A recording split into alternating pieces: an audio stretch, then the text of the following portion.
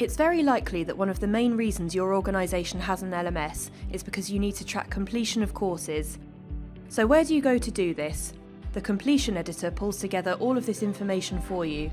Let's take a look. I want to look at completions on this course, so I'll go to the course page. From the administration block, you can see the option to access the completion editor. On this page, I can see a list of the users enrolled in this course. If this was a long list and I was looking for a specific user, I could search for this in the search field.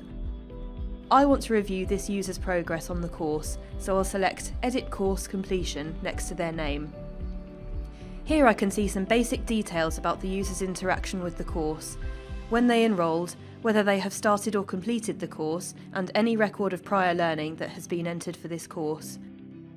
I can see the specific course completion criteria and which activities the learner has completed. If I want to update the learner's completion record, I can do this by editing the specific activity.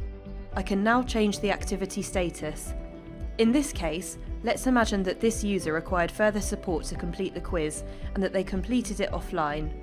I know that they have passed, so I'll change their status to Completed, Achieved Pass Grade. I need to tell the system when this completion occurred by choosing the date and time.